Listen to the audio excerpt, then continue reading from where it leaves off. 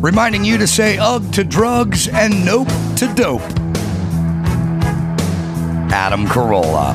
Yeah, get it on. Got to get it on. No choice but to get it on. Thanks for tuning in. Thanks for telling a friend. We love that about you. All right, doing a one-on-one show, and it's really, well, two-on-one, but it's really one-on-one at the beginning because Michael Yo was told a different start time, so he'll roll in here in the next, 15, 20 minutes or so, but it's all right. I got stuff I want to talk about. I wanted to talk about this concept I've spilled onto you guys for quite some time, this sort of chick think.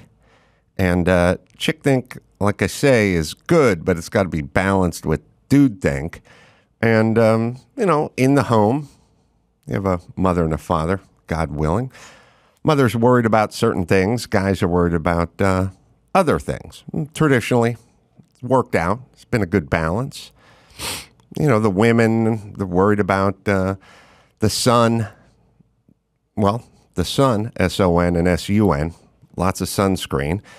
And, danger, abduction, being abducted, not being able to walk to go get some froyo when you're 9 on a Saturday in a decent neighborhood. The men are more like, let them get out there, let them learn, rub some dirt on it. Kids got to be resilient, it's got to have intestinal fortitude, it's got to be tough. So then we get a balance going. And I think we kind of had that politically for a while, but then at a certain point the call went out that we would be living in a much better society if there were more women in politics and we had a little more estrogen infused into the way we handle ourselves and conduct our business. Now, my assertion is always that there are plenty of chicks that think like dudes, think Margaret Thatcher. And then there's plenty of dudes that think like chicks. Like Drew's kind of a dude who thinks like a chick. Well, he used to be a dude who thought like a chick because he used to tell me all the time when we did Loveline 25 years ago. He'd say, women are better at these things. They think better. They're just, there was always that thing. If we had a female president, we'd have no wars, that kind of stuff. I would tell him, I sort of agree, but it has to stop at a certain point. Like there are limits. So what we have from, let's say, state to state is California is a chick think state. Los Angeles is a chick think city. And then places like Florida and Texas are more dude based in their thinking. Portland, Seattle, that's chick thinking. Now you can go, well, there's dudes running those places. There's dudes running lots of chick think places. We have a mayor named Garcetti. We have Gavin Newsom in Los Angeles and in California. And two dudes who think like chicks. And the chick think is more of a, let the show compassion to the homeless people. If the brown and black people aren't doing it in the test score department, well, then adjust the tests. Fix it that way. And let's get our power from renewables. Let's have the sun. Let's have the wind. Wouldn't it be awesome if everyone drove an electric car and the entire power grid was powered by renewables, the solar, the wind? And dudes are more like, build a dam, lay a pipeline. Now, the answer is a balance. The balance is let's have some renewables and then let's have some natural gas and some oil and some nuclear power and things like that. But women in chick think take over the zeitgeist. So they come up with stuff like No Child Left Behind. Well, I'm for No Child Left Behind, and I'm also for the dignity of undocumented workers coming into this country. I'm into all this stuff, but the rub is the application of it. And the application of these policies are what fuck everything up. So we need some compassion, but we also need some fences and some walls and some pipelines. But they're not down with that stuff. They're down with the vibes. And then at a certain point, the vibes take over the zeitgeist, and then the zeitgeist takes over policy, and then the policy fucks up the city who thinks too much in the Chick Think department. And I've been thinking about this in terms of, we have the trailer, I think, for, where's that Hillary Clinton? She's got a new thing out, Hillary and Chelsea doing a show. I don't know if it's on Netflix. Apple, where it is. But I'll just let you listen. It's not on the screen here, I don't think, Chris, but it should be. I don't even know the name of the show. That's the problem here, Max Pana. But they're doing a new series, and so what it is they're going to talk, and I don't know if you guys are, I've never heard more talk about this person being a hero, the person that the transgender teacher who wanted to teach from school, not from school, but from her living room. She's a hero. It's a lot of hero talk. It's called Gutsy. I'll play you the 2-minute trailer. Okay, here we go. We're hitting the road to shine a light on women who inspire us to be bolder and braver. Leadership doesn't look one way. It's a giant rainbow. You're not gonna break me down. You get worn out before I do. Women who push us outside our comfort zone. You got this. And make us laugh. I'm in deep Georgia, and they might have never met a Muslim. Or they don't know they have. Or they don't know they have, because we walk among you. All right, you can pause it there. First off, nonstop congratulating each other on being fat or different or Muslim or something that nobody gives a shit about in this country. That's Michael Yo has now joined us. Hello. Good to see you, my friend. I know you got the wrong time sent to you, so there's sorry. No judging. Zero judgment for Michael Yo. So what I'm in the midst of is a rant about Chick Think versus Dude Think. Okay. And nobody really thinks of it this way, and they don't like me saying it this way, but I wrote a book 13 and a half years ago called In 50 Years We'll All Be Chicks, and I wrote it for a reason. We were heading down Chick Think Road. And you're married. Yes. Your wife thinks differently than you. Of course. 100%. Now, we decided at some point that this was the answer. That the key to progress would be if we implemented the policies of Chick Think as opposed to the old policies of Dude Think. Yes. Dude Think is wars and pipelines and fences and prisons, and Chick Think is second chances and it takes a village and no child left behind, and every homeless person needs to be treated with dignity. Except for it's just words. Yes. And I realized as I was thinking about the words, like, look at women's products. Just go into the bathroom, grab some of your wife's shit, and read it. They have skin cream. You know, it's just regular Lubriderm shit or Vaseline shit or whatever. But you read it, and first things first, they make up some word that doesn't exist. It's got Pro Nutriana Vita 14 on it. Yes. Which is just red dye number 6 mixed with some Paba cream or something. But they give it a name. And then what do they say? They say tones and lifts and all these things creams don't do. Anti-aging, which right. it doesn't do. No, the thing, if you want to be toned and lifted, you got to go to the fucking gym, bitch. Yeah. That's how toning works. Yes. You know what I mean? But everyone wants to, and you think about all the diet shit that's just aimed at chicks. Listen, everybody, do we need another diet book? Like, no. Fucking eat the broccolini, have a chicken breast, and then go run 5 miles. But I've never There's your diet book. But I've never seen it. It's starting to bleed over. Well, it started about, I would say, 18 years ago to really start bleeding into guys. Now, guys have diet books, and guys. Well, because many guys have drifted over into Chick Think, hence the man buns and then all the books that these guys are doing. And there's a biological factor here that I don't think people really understand. Like, you cannot have a trend. The trend needs to be social, but also needs to be part biological. So if you think about it, men producing less testosterone less sperm count is down. It's kind of sexual drive is down. All the frequency of sex is down. Like it is now. It could be all the plastics. Some people say it's too many plastics, too many people. That's fucking with people. It could be I've talked to Dr. Drew about this. When you carry around as a dude like an extra 20 pounds, your testosterone goes down. Also, when you put a guy in a position of leadership, like you make him the boss or the general or something, the testosterone goes up.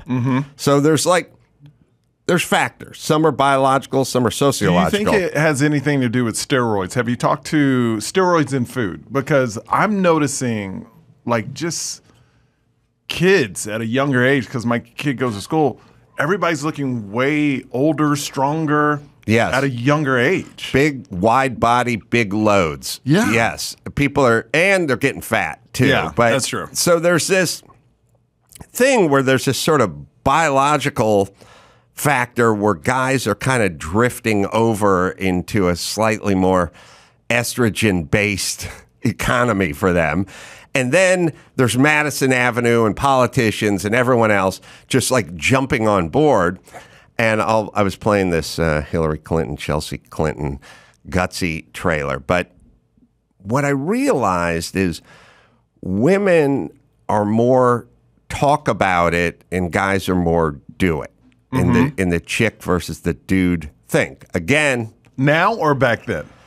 In general. In general. But, well, it's fading. Yes. But what I'm saying is women and guys who think like women want to sit around and talk about it, and dudes are like, where's the action? Let's go. Let's do this. What do we need? We need fuel. Good. Where's the pipeline? Let's get going. And they're like, whoa, whoa, whoa. Slow down. We got to talk about the environmental impact, and we're going to talk about what it's going to do to the polar bears. And there's like a discussion that needs to be had.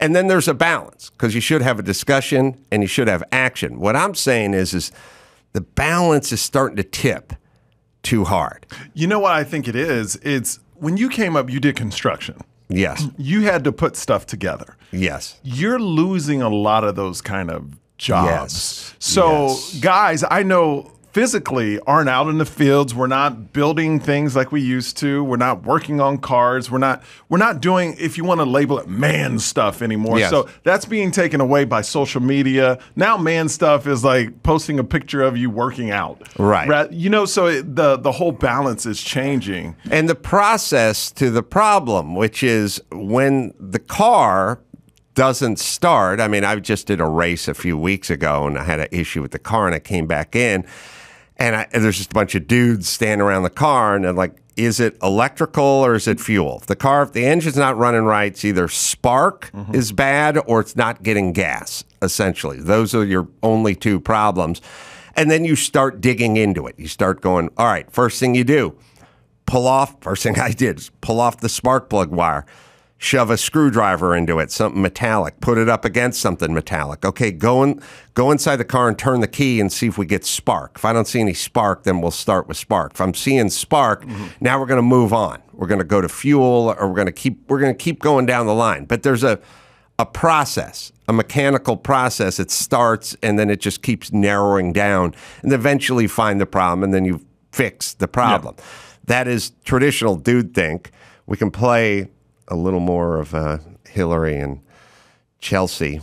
And also, in a world where we've gotten rid of sort of actual heroes, we're now just calling people heroes. We're now just calling fat chicks that are heroic enough to take a bikini picture heroes. This is a new thing. Now, look, if you want to be fat, be fat. Yeah. If you want to be in a bikini. But you don't get the hero label. That's for the guys and gals who went into the towers on 9/11. I agree. That's the people fighting overseas for us. Right. Hero is just being thrown around now. Yes. And I'm 100% on board with that, because I hear a hero, they even called women heroes that didn't wear makeup and took pictures. Right. You remember that? They were like, they're heroic. I was like, no, I see my wife like that every morning. You know, it's being a hero is not taking a picture without makeup. You know? Or getting fat. All right, we'll play a little more, see what these gutsy And by the way, they're just calling it gutsy, which should be embarrassing enough. You two pampered queens go on the road and talk to people about how they're oppressed when they're thriving. But all right. You have a marriage that has been on public display since the beginning. You said the gutsiest thing you ever did was stay in your marriage. That doesn't mean that's right for everybody. To throw someone's life away when people really do make changes. Kim I just believe in Kardashian. second chances. My mother needed rehabilitation, not prison. Your survival is your power. Someone I say don't know to if that's me, your you're power. not good enough because you have melanin. How dare you? I have a master's in whites. I just want whites to get a GED in blacks. All right, everything's about race. Every single person makes some impact on the planet every single day. All right, it's Yeah. inspiring, except for we're just talking a bunch of like-minded shrews about why they're heroes. Mm-hmm. If you have melanin in your skin and people don't understand you. Let me just say this. Half black, Michael Yo. Yes. We And don't- Asian. We And don't. half black- okay, Asian. Asian. Don't disrespect Here's the the Asian. news that everyone needs to hear in this country. Whitey does not give 1/10 the shit you think we give about you and your skin color. We care about, and everyone does, about productivity, about work ethic, about promptness. Not a reflection on the 50 time, but I do feel like the black side's the side that made you late. We really judge everyone based on there's not. All right, I've said it this way. Yes. I do not know and have never known a dude, and I grew up with a lot of white dudes in North Hollywood, who would make love to a woman based on her skin color versus her number. Every dude I know, including myself, would much rather lay down with an Asian, black, or Hispanic, or American Indian 9 or a 10 than lay down with Mama June or whoever eats mayonnaise No. with their hands. 4s and 5s who are blonde-headed. Yes, no, I totally get what you're saying, but I also do believe there is a small group of people that do discriminate against colors. A small group. A small group, but I hate, and I've told you this before, I hate when people generalize and just use whites or blacks or Latins. It's you got to just single out the people that do it. Yes. And those are the people you stick with, because there's people like that in every demographic, in every race. Yeah, So go find them and go find hassle it. them, but let's not Absolutely. ascribe Yes. it to I agree. everybody of I that agree. race. Yep. All right, so then there was the, but I realized it was the circle talk. We played the Michelle Obama. She's got a book coming out. It's the dangerous part of this, and everyone says, well, what's the dealio then? So who cares? We're talking about uplifting people. We're talking about love. We're talking about embracing our differences and having an honest talk, a dialogue at the table. Everyone needs a seat at the table. What's dangerous about this? What's dangerous about it is it satiates and it takes the place of actual shit that you need to do, which is we have students. Those students in certain groups are falling way the fuck behind the other students, and they need help. They need tutors. They need people explaining long division to them and reading with them and all that kind of shit. When we start talking about living with dignity and having a seat at the table, that's all just fucking chatter that takes the place of the boots on the ground part. This is us talking about a diet we're not starting versus I'll see you at 6 a.m. at the park. We're doing boot camp. No, I got you. Basically, you're saying it's just a bunch of talk and there's no action behind the talk. They talk about action. Yeah, but there's never action. Well, if there is an action, what I'm saying is let's say there is a form of action. Yes. Then a year goes by. Has the homeless problem gotten better in Los Angeles No. with you talking about it and whatever action we're talking about? Has the test scores of the young black and brown student gone up in math and reading since you took charge and started talking about it or implementing something? And if the answer is no, then let's fucking fix it. Now, you want to talk more about it. That's what I'm saying. And then this thing of like, we need resources. We need resources. First off, we've thrown $200 billion at homelessness in Los Angeles in the last 10 years. It gets worse. Maybe maybe we need dads to stay home and do homework with their kids. But the free shit, the boots on the ground shit. There's always that. I'll give you an example. Always get back to just diet and exercise. Diet and exercise. Does everybody have a nut in their neighborhood who works out alone, and you see him walking that street with the sandbag vest or something, or riding the bike? When I grew up, there was a neighborhood guy, he's probably 50. Just every time I opened the front door, he's going by on his bicycle. Yeah. Weird old Schwinn, weird handlebars. He was clearly insane, but all he did was ride that bike, and he was, 3% body fat. I live in Malibu part-time. There's a crazy guy who lives down the hill. You come out at night, he's walking up and down the hill every night. Does that guy have a personal trainer? Has he read all the diet books? Does he have the deal a meal? Is he counting calories? No, he's just fucking outside. Mm-hmm. He's just walking. He's just doing it. You know what I mean? Who's he paying? Do we need more resources? Like, these kids are morbidly obese. We need resources. What resources? Go fucking walk the hill. Hit the street. Get on the bike. Like, every neighborhood I've ever lived in has had one workout guy, and he needs no resources. I think we just get used to just kind of like, I got to find the right person to help me out. A lot of people just don't want to go out there and do it right. But we know what it is. But you know how to do it. Everyone knows how to do it. Yeah. They just pretend there's some sort of hack that they could do. And the reality is look, I love a hack. I wish there was a hack to learn math. I wish there was a hack to read better. I wish there was a hack to drop 20 pounds. The reality is you have to go do it. There's nothing in my life. Look, I don't speak Spanish, but it's not because of resources. It's because I'm too fucking lazy to carve out an hour every night and work on Spanish. And it's the same as learning the piano or the flute. Well, like with all these workout videos, it's like, do it in 5 minutes, do it in 10 minutes. Like, that's people don't want to put in the work. Right. It's an hour, get in the gym, 30 minutes at least cardio, and then work out some, but everybody's trying to just get it smaller and smaller, make the time shorter and shorter so they don't have to put a lot of effort into it. So I'm saying that mentality has now been infused into a lot of our states and cities, and that's why we're fucking eating shit. We need to get back to, hey man, rich people not paying enough taxes is not what's holding you back. You not having a job is what's holding you back. I also think, and I go back to social media, when the younger generation is watching kids make millions, like Ryan, this kid my son watches on YouTube. The dude plays with toys, and he's making $26 million a year from playing for. So kids are looking up to this, and like kids in high school, middle school, I see them doing TikTok dances and all that. And these kids are making significant money. So they're like, oh, I can just do that, and I don't have to learn anything. So it's a society too.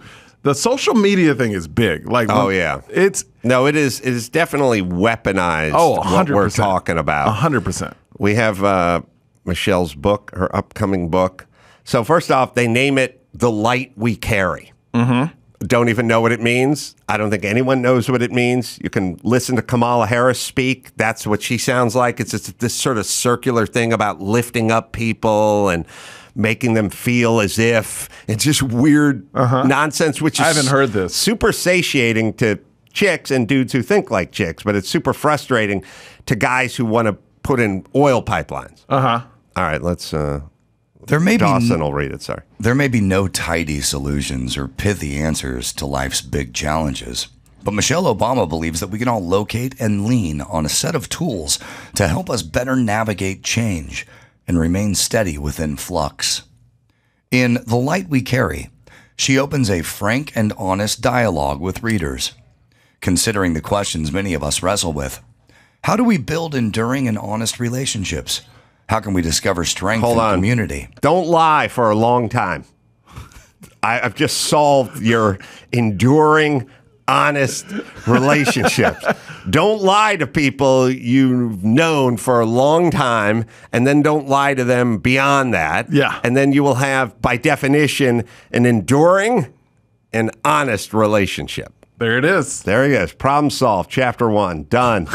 How can we discover strength and community inside our differences? You do not need strength in community. Community is the biggest, most damaging thing we can do. Like when people go like, as a woman of color, or as a woman, or like as a lesbian, or as the trans, it never helps. You guys get in a community, it satiates, nothing gets done. You elect somebody who looks like you, who says they're going to do something for your community. Nothing ever happens for your community. Be a good individual. I will tell you what makes a great community. Yeah. You ready? It's not me living in a neighborhood with 30 neighbors and we all get together communally and try to figure our shit out. How about individually, every one of you mow your fucking lawn, hug your goddamn kids, pay your fucking bills, and pick up your dog shit when it dumps on my lawn, and then we will de facto have what you're saying, just take care of your shit. Take care of your shit. That makes community. Well, I'm a straight white guy who's over 6 foot tall. I'm heterosexual.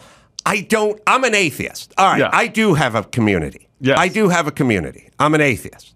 Okay. I don't spend 10 fucking seconds talking about it with Bill Maher or Penn Jillette. I mean, there are many famous atheists out there not interested. It doesn't get me paid. It doesn't get me laid. Yeah. I don't want to get together. If you wanted to say, let's ruin a Saturday for Adam, I would say, well, there's a convention of atheists, and Adam's going to show up and hang out with these people, and we'll all make fun of God. Yeah. That would be Saturday ruined. Yes. I would get nothing of this. And by the way, I am an atheist. It's not my fucking identity. Yeah. It's just I don't believe in God. I'm not building a world around it. When women, like, we got to get together and we need women and we need groups. You guys are the majority. Women are the majority. There's, 51% of you in this country. Do you really need a group? You're the majority. How about you just get the fuck to work? There are a million examples. There's a million examples of successful women, blacks, Hispanic, and atheists. Bill Maher is a successful atheist. Yes. I do not look up to him and look at him to show me the way or guide me a path. But I just think he's funny. some people do look up to people, though. It's fine. So, I mean, that I looked up to Michael Jordan when I was a kid. Everyone. I looked up to Dr. J. Yeah. But I wasn't playing street ball at his level. Like I'm saying, it's like that dude kicked ass. Yeah. It was fun to watch. Yeah. But I see what you're saying. Don't use looking up to someone to use it as a way to not get inspired yourself and do it yourself. I don't think the community, everyone hates everything I say all the time. I think the idea of a community is horribly flawed. We're all going to get together. Here's the deal. Me and my like-minded atheists are all going to get together at the YMCA on Thursday nights and gripe and give out our grievances about why we're not successful. No, that's not helpful. And then someone's going to come in, Penn Jillette's going to come in and inspire us. Oh, I took a pentagram made of rainbow tape and put it on the roof of my Mini Cooper. Well, thank you. Now I'm going to go back to my shit job and my loveless relationship. Yeah, but see, the difference with you and a lot of people, Adam, you're a self-starter, you're a self-motivator. A lot of people, there's a big group in America that is not like that. No, they need somebody to get motivated. But what is the community? What I'm saying is like, what is the community doing for them? Like when they go these white heterosexual old rich males. You want to know what they don't have? Community. Yeah, they think we have a community. We don't have a community. I know other rich white guys. We don't have rich white guy meetings. We don't burn calories talking about our fucking community. We go the fuck to work. That's how we stay on top. I thought y'all had a big group. Y'all would meet every Friday or Saturday and just throw money at each other with a handicapped horse parking out front. I wonder if back in the day there was a handicap horse parking like out front of the Klan meeting. No, they would just shoot the horse. Oh, okay. Oh, I see. Oh, no, I'm not saying the horse is handicapped. I'm saying the rider's handicapped. What do? Shoot the Prius that parks in front of the Costco? Use your brain. The horse could be just, could be on the spectrum, I guess. All right, we need to hear more about what Michelle's plan is. So we need to get to a community. And here's what I'm saying. How many millions of years is she going to talk about us getting together? And by the way, she doesn't do it. She goes out and gets huge advances from publishers and then fucking hammers checks. She's not running communities. But all right. Michelle Obama offers readers a series of fresh stories and insightful reflections on change, challenge, and power, including her belief that when we light up for others... Let me ask this. Is she going to include herself as amongst the people, the way less than 1% who wield the power in this country? Or is she going to be talking about other people? But she didn't start that way, though. She didn't. That's why you come here. You come here and you don't start that way, and then you get that way. All right. Including her belief that when we light up for others, we can illuminate the richness and potential of the world around us. This is the talk. This is the Jergens bottle that says lifts, tones, smooths, and de-aging formula. Yes, you're going to rub. By the way, the shit Jergens is selling is $6. Yes. If you could physically rub a cream on your face and de-age yourself, they would want significantly more than $6. $6,000. Probably $9 at least. But you're going to rub this shit on your skin. It's going to tone and lift. Let's see. All right, rub that shit on your saggy titties for 100 years. Let's see how much toning and lifting goes on. Drawing from her experience as a mother, daughter, spouse, friend, and first lady, she shares the habits and principles she has developed to successfully adapt to change and overcome various obstacles. The earned wisdom that helps her continue to become. Hold on. You don't have to say earned wisdom. You just say wisdom. People get wisdom. It's out there as you get older. You put in the work, you get wisdom. You put in the work, you get it. That's where wisdom comes from. There's no wisdom vending machine. She details her most valuable practices like starting kind, going high, and assembling a kitchen table of trusted friends and mentors. Starting kind. I'm going to let you rail on this, and then I have something. All right. I know you want to go off on it. Look, hero, kind, uplift, assemble, like-minded, a seat at the table, honest discussions.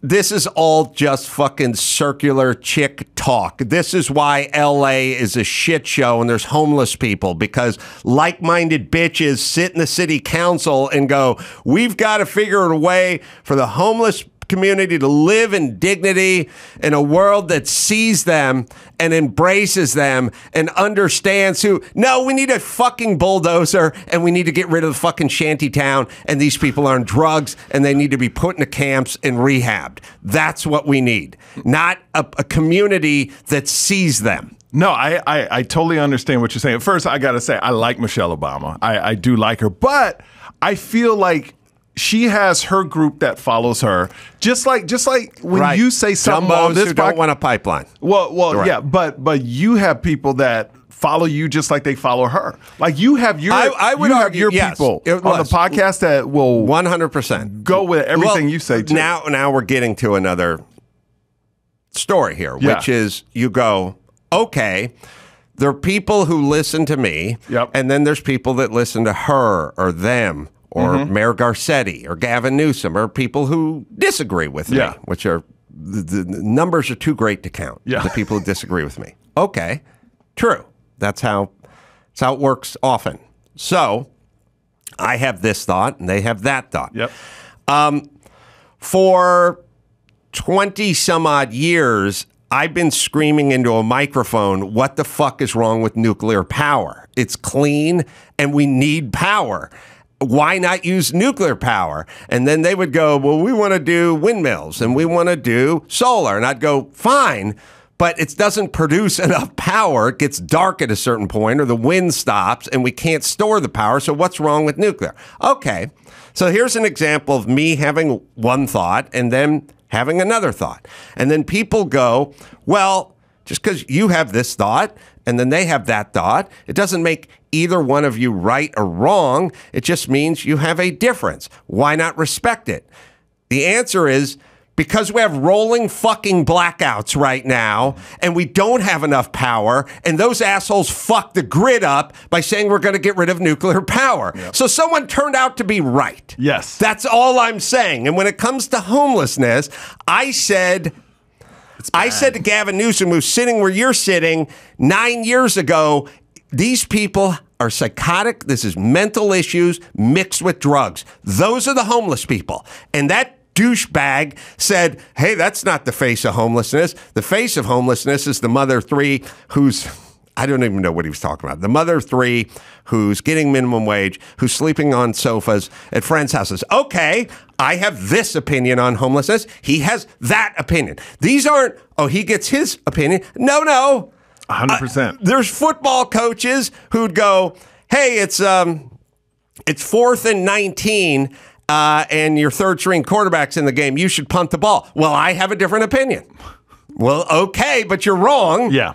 So we made a big mistake. We went, everyone's entitled to their own opinion. Well, everyone being entitled to their own shit is what gives us a huge homeless problem and a fucking power grid that's third world. Well, we moved from LA because of the homeless problem. They like took over our neighborhood during COVID. It's like ridiculous how much money you throw away in taxes in Los Angeles and nothing ever gets done. Right. So I disagree with Michelle Obama and she disagrees with me, but someone is going to be right and someone is going to be wrong. And I would say, check the test scores, check the homeless problem, and check the power grid, and see if this is a direction you want to keep going. I just don't know if she's trying to fix problems or just trying to inspire She's trying to get people. paid. She's just trying to get paid. She's not inspiring. The people who's reading this book, it's a bunch of middle-aged white chicks who are wearing Lululemons and riding a stationary bike and being inspired.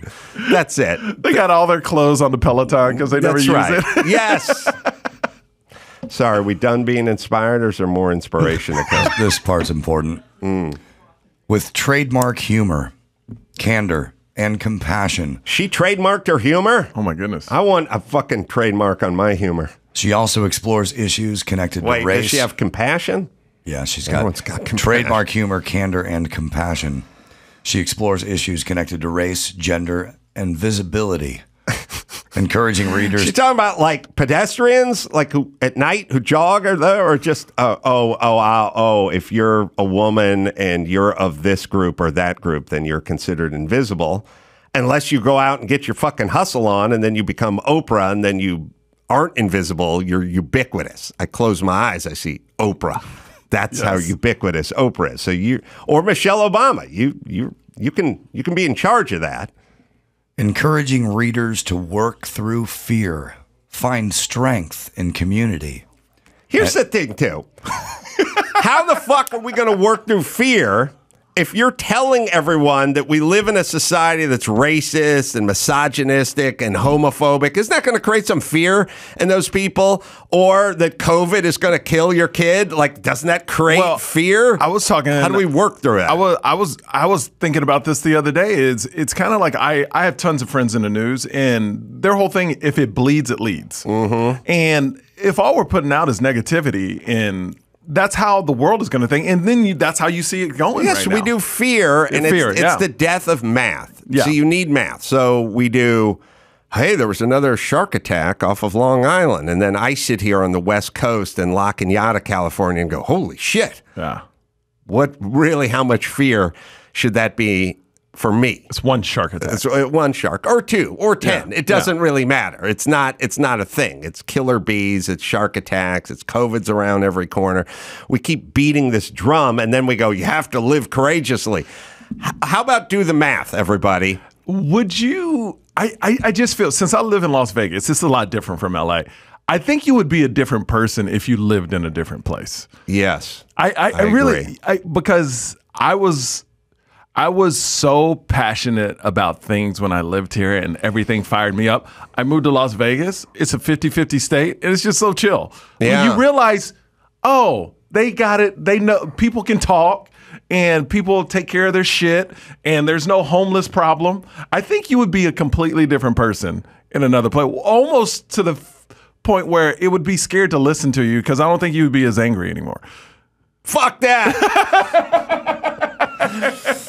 No, see, I think you may this be right. place. You, I you think may this be right, place, but yeah. you could pull up the tape from 20 years ago when this place wasn't this place and hear me yelling about everything that pissed me off about this place. But it's this place, though. I mean, you're right. I don't think you would have. I go to I love Austin. I love Vegas. You don't have these problems, man. I just got back from Austin, so it's great out there. I feel you.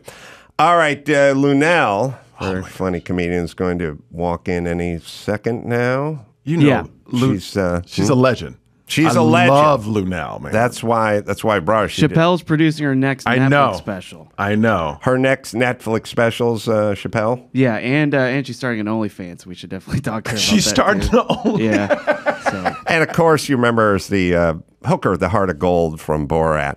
All right, we'll take ourselves a quick break. Michael Yo will hang in. By the way, special Michael Yo, I never thought, was a very well done special. Very funny, very well thought out jokes, stories. It's just a funny special and kind of informative. It's available for free on YouTube, and you should check that out. Live dates at Michael Yo. That's just yo.com. Take a quick break. Back with legendary comedian Lunel right after this.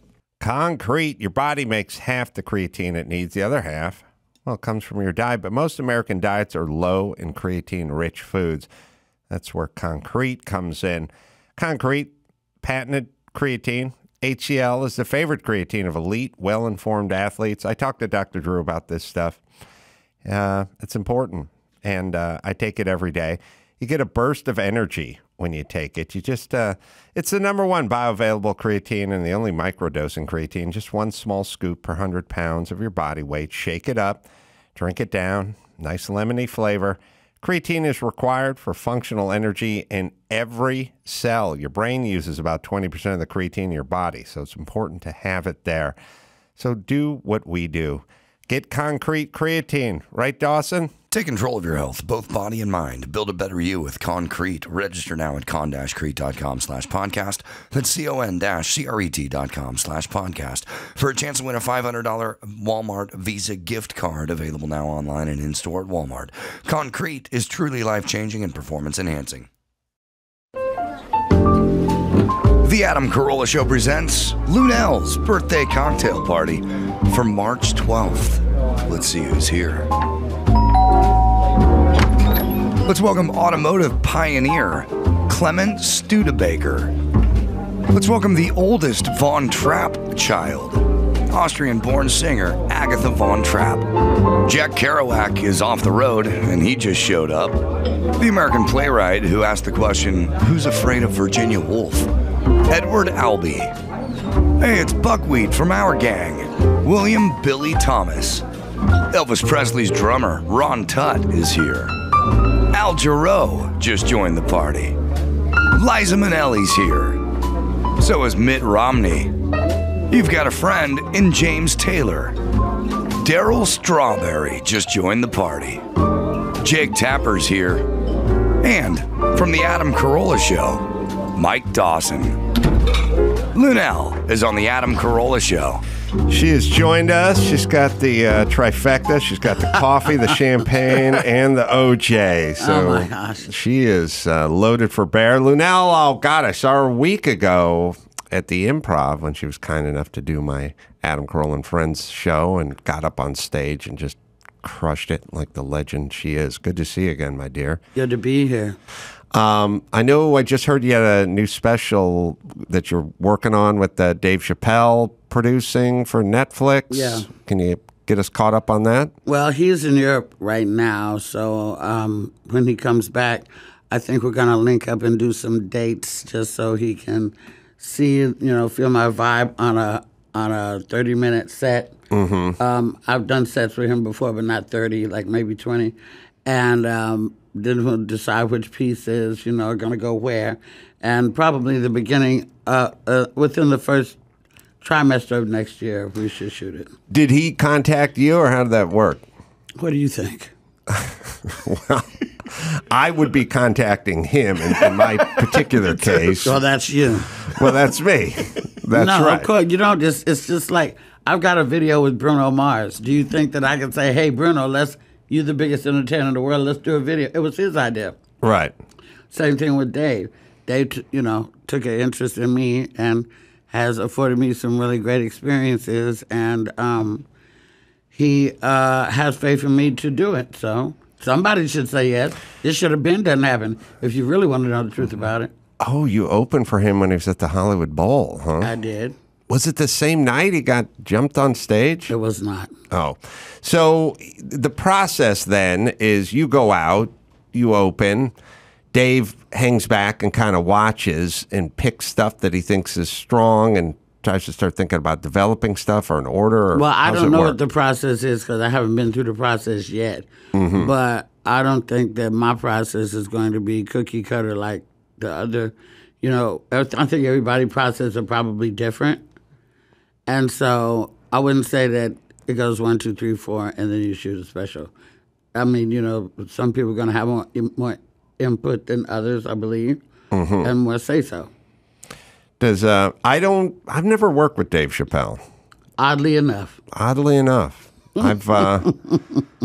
It's weird because I've been in comedy for 25 years, but I seem to have missed a lot of people that have gone on to be incredibly successful who I should have caught when I was younger and kissed their ass, like all of that. Like the black comic.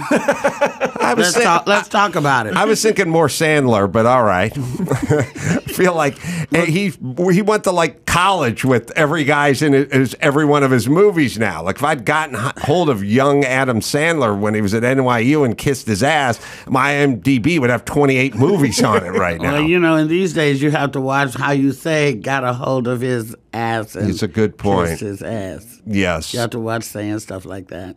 Yeah, the Chappelle. Especially on the, heels of such allegations as certain, people have gotten for their video content and their joke went bad and then. Oh, we talking about Tiffany Haddish? I would have said Aries Spears. I was moving. First off, ladies first. Ladies first. Ladies first. Even in allegations. And then I was going to Aries Spears. Did you see that video? Do you have any thoughts about that? Yeah, but I don't want to talk about it. But well, why'd you bring it up? Because I'm a woman and I'm entitled to change my motherfucking mind. That's why. See, this is my problem. I'm a dude. I can't change my mind. First of all, I was making a mountain out of a molehill because what you said was just, something to roll out somebody's back.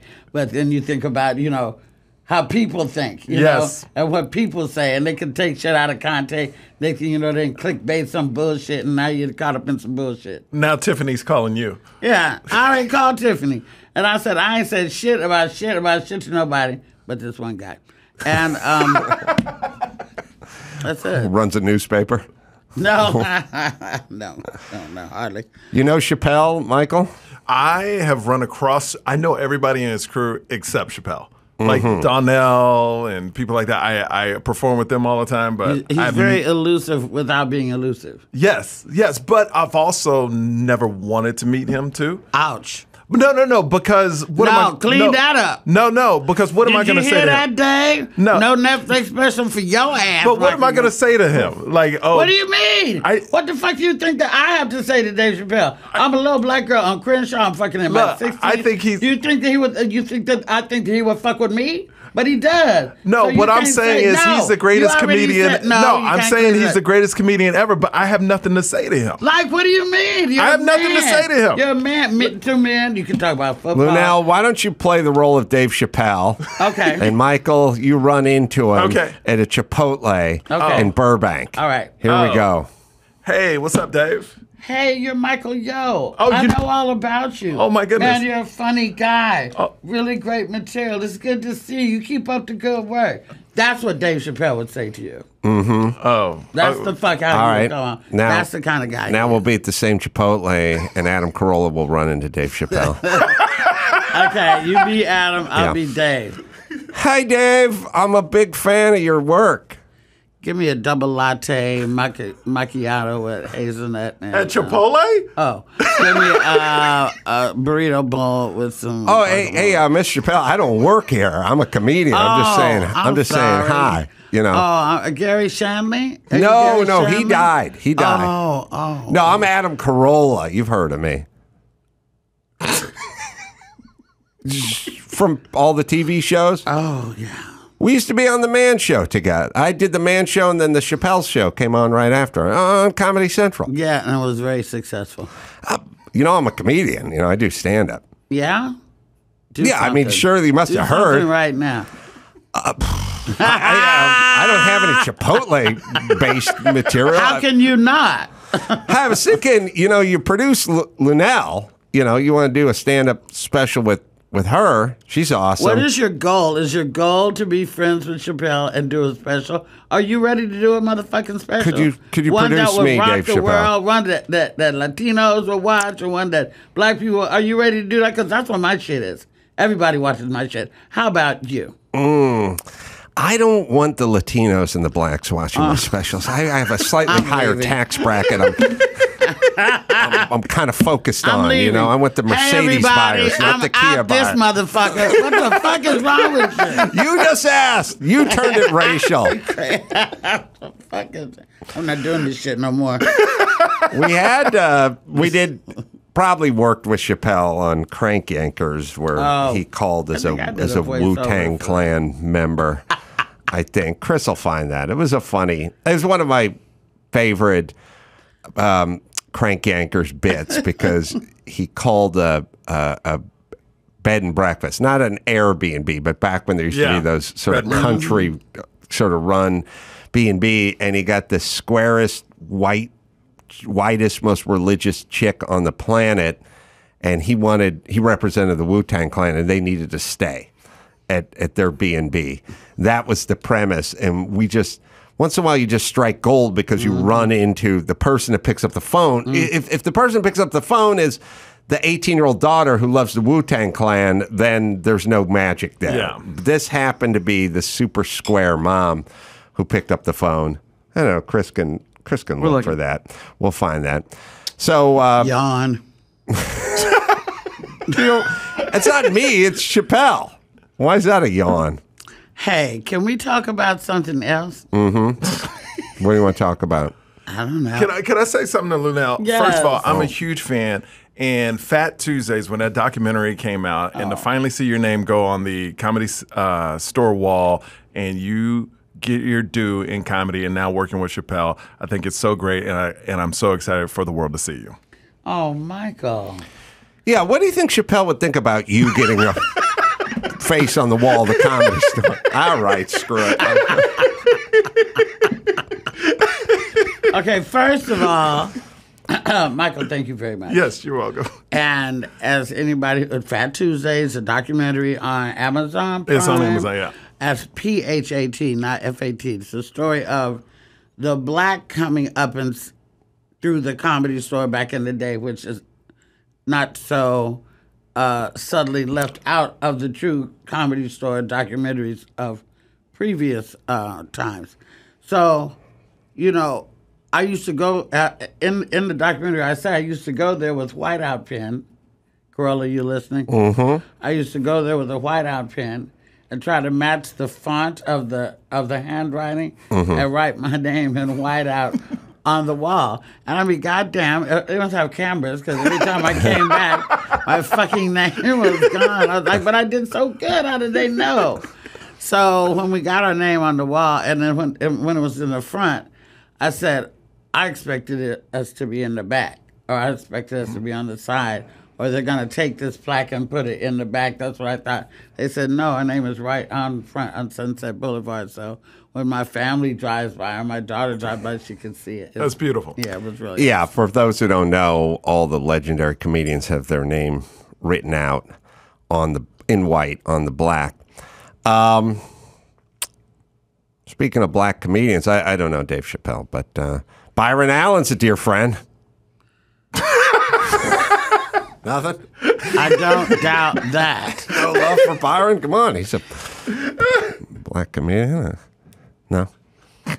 Yes, he's absolutely black. Let him know that the next time you see him. Oh, race doesn't factor into our Well, you fucking said it. I just said I know Byron Allen. Where are we going with this shit? All right, let's talk. How about those Dodgers? Let's talk about... Jesus. You want to talk about OnlyFans? Yeah, we could talk about that. All right.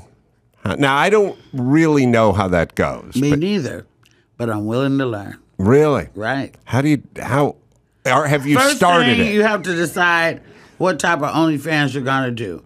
I am a woman of a certain ilk, age, girth. I have 4 brothers and I have a daughter.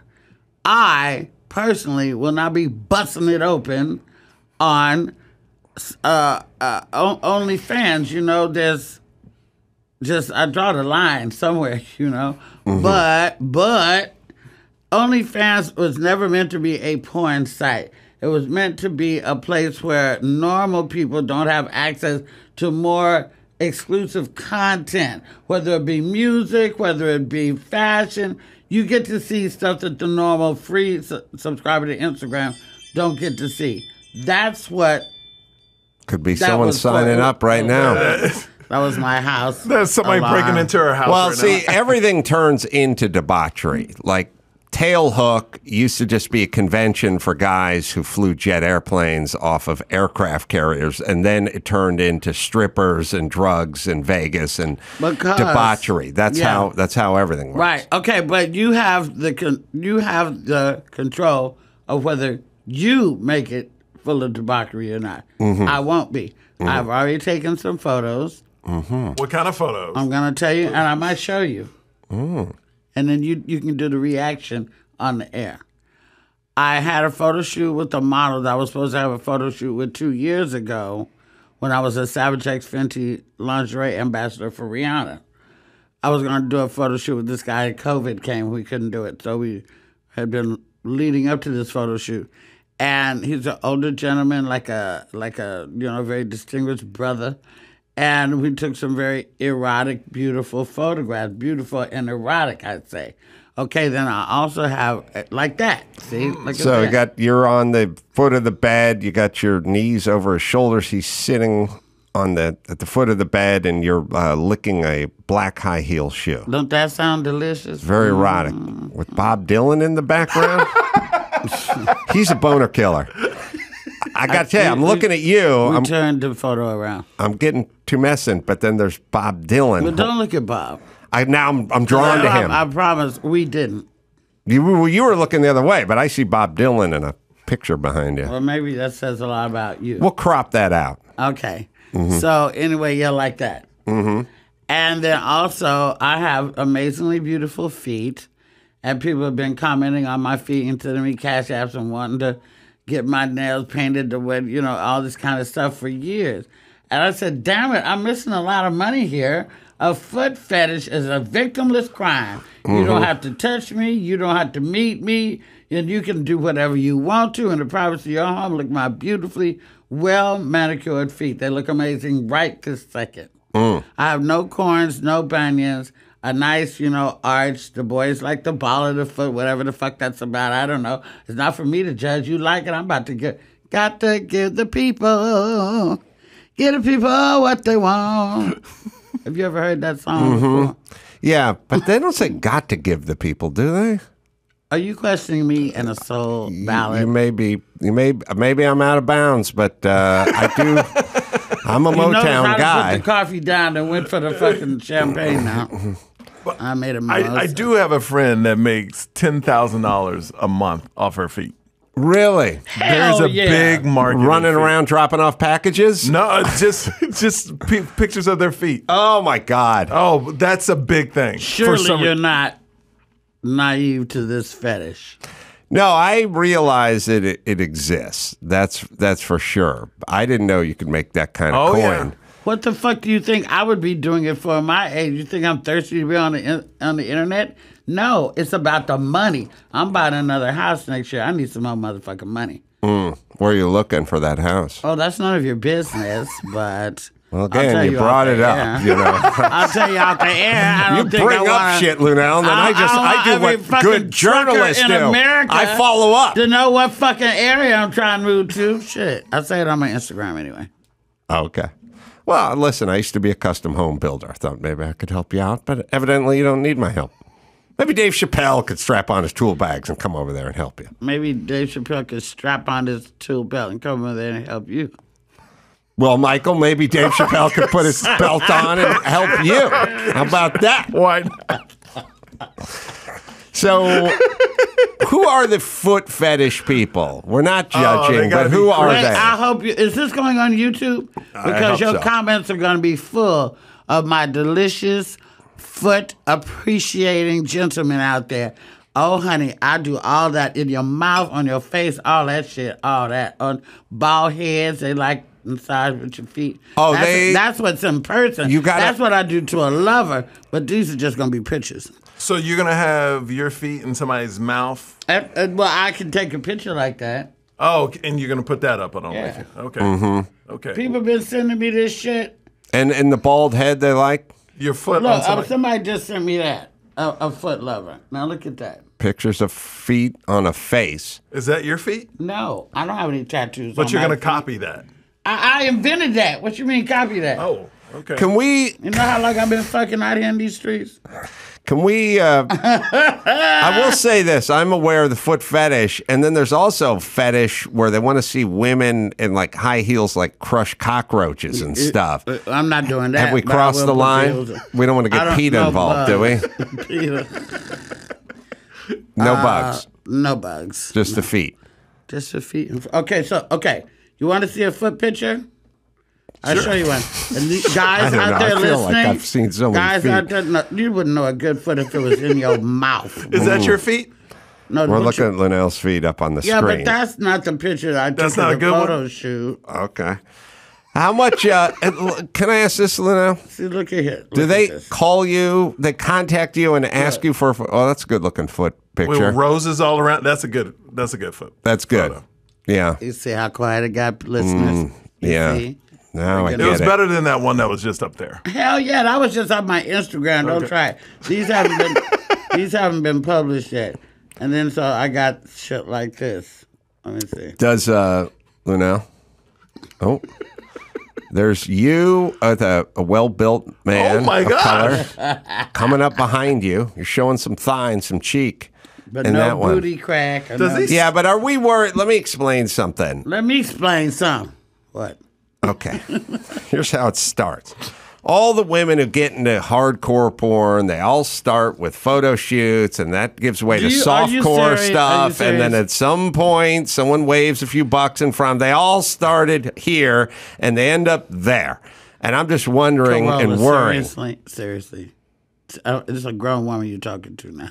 That's what they used to say. No. Them was young, thirsty, hungry bitches trying to make their way in the world. I'm already solidified. If I never did this, I'm fine. But I want more money. Mm-hmm. To buy the house that you won't tell us about. Right. Okay. Now, listen, let me ask you something. Let me interview you for a minute. Are you married? Getting divorced. I see why. Oh, yeah. That's such low-hanging fruit for you. That I was going to ask you, had you ever dated a black woman before? Yes, I have. Back in the 60s or some shit? Yeah, when I was 5. Big, tall, chocolate drink of kindergartner. water. I liked a black woman very much when I was about 19, and I went and picked her up on a date, but it never went anywhere. But I've always been a fan of the black woman. I like genetically, you know. Okay, that's beautiful. I think they're. Because I just don't know if you really have the ghetto say qua to really, You know, and that's je ne sais quoi with a little ghetto, swag. but ghetto Mm-hmm. sais quoi. Okay, listen, yo, come here. You know he ain't got no swag, right? Yeah, he got money though. He got Yeah, money, but that'll make you a prostitute. I don't motherfucking go out with motherfuckers for money. Oh, yeah, you just take pictures of your feet and sell them on the internet for money. Well, that's such low hanging fruit. Calling me a That's so sellout. obvious. I feel like a referee between two boxers. No, right but now. yo, get involved here. Don't let me be the bad guy. No, it's all good because personally, I've always liked you. Oh, really? Yeah. And I have, I would have never, this is the way that the universe works. I would never think I'd be sitting in a room with you. You guys made an offer for me to come. I didn't even know I was on your radar. Oh, yeah. You are ubiquitous. You are more well-known than maybe you think. Plus, you're in a movie. I just read this. I forgot about this. One of my favorite movies of all time, The Rock. You were in The Rock. Which means you get an invite. Anyone who's involved in any way, shape, or form with the movie The Rock gets an invite to the Adam Sean Carolla Connery show. and Nicolas Cage. Yes. Shot in the beautiful city of San Francisco on the island of Alcatraz. Yeah. Beautiful. I got a story. I got a big The Rock story. Tell me The Rock story. You ready? Yeah. I want to hear this. Okay. So, I was living in the Bay Area. I got an audition to come to this audition for The Rock. Didn't really know exactly what it was. I knew it was filming on Alcatraz. They wanted somebody who could improv. They didn't want to have to write nothing. They just wanted somebody who could improv real quick. I didn't even have a car. My girlfriend, Michael, would you please? Yes. My girlfriend drove me to the audition, which was right under the big clock on the pier in San Francisco, right in the pier. That's fine. Thank you, Michael. You can have the rest. Champagne. You can have the rest. I'm It's good, like 3 I'm drops in that motherfucker. We're pouring champagne, ladies and gentlemen. I moved on from the coffee. So I went to the audition. In the audition, it was nothing but white people and me. And so in the room, I didn't know till I got in there, was Jerry Bruckheimer and Michael Bay.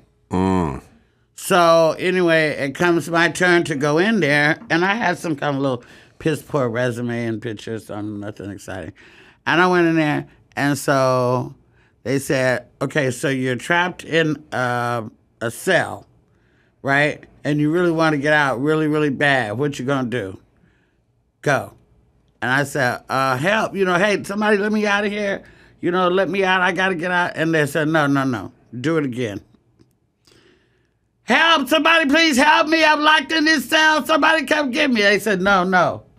You really want to get out of this bitch. Go.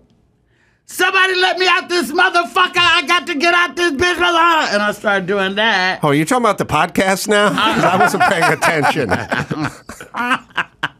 Exactly. Sorry, go ahead. Anyway, so after the third one, they said, okay, go see wardrobe, right? So I had got it. Now, here's what you don't know. I was 7 months pregnant. They probably just thought I was fat.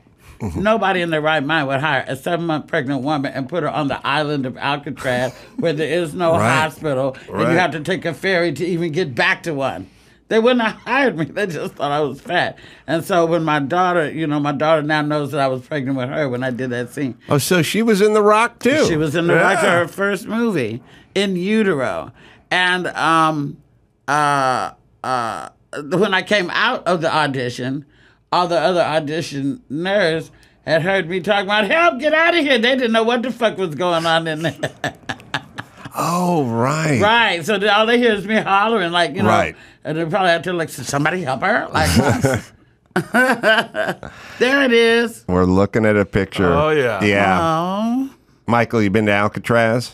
No, I've seen Why? it. No. It's kind of, and like there's things, somebody should put together a guidebook, like Winchester Mystery House. No need to ever go to that. There's just Unless you just want to see. I grew up in an old stairs leading shitty to house with nothing. bad furniture. I got it. And that's what it Done. is. I don't need to pay $40 You've to been to see that. Alcatraz? I have been to Alcatraz. There's certain places, certain tourist things that you're like, someone should really create a master list and go like Grand Canyon, you got to go. Eiffel Tower, you got to see the Eiffel Tower. Alcatraz, go ahead. Winchester Mystery House, no, don't need it. Hearst Castle. Hearst Castle, not Don't really. need it. Biggest ball of yarn in New Mexico. Like, you don't need certain things. That thermometer that's in Have you Baker, been to, California. Have you been to Elvis's place? No, I've not. Oh, in Palm Springs? No, Or in Graceland. I've been to the Liberace Museum in Vegas. I have too. I went to Liberace's house in Vegas and talked to the new guy who owns it. Really? Yes, I did, because I love Liberace. You do? Yes, I took piano for 9 years. You did? I did not know this. And he was such a beautiful piano player. Well, that's the thing. It's overshadowed by the pomp and circumstance, but he was a really skilled player, and the hoppers. But, yeah. So you've been to the Liberace house and museum. And there's in Palm Springs, one of the hotels I stayed in has one of his crystal pianos.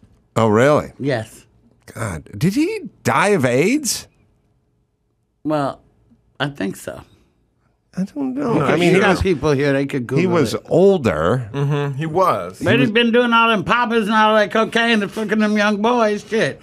Yeah. Take a toll on you. He did do one of the strangest things that kind of flies under the radar, which is his young partner. He paid for a bunch of plastic surgery to get him to look like him. That's right. That's pretty weird. Yeah. If you really think and about I'm gonna tell you what, when Hmm. Michael Douglas played him, at first I didn't want to watch it. I didn't want to see Michael Douglas do this. I did not want to see that either. But then I watched it, and it's a masterpiece. Excellent. From the wardrobe to it was pristine, precise. It was really, really good. Really, Matt Damon really, really was great in that. done. Rob Lowe was great in that. That's a great story. It is. It's a good ass movie. It's a good ass. Is it movie. Behind the Candelabra? I think so.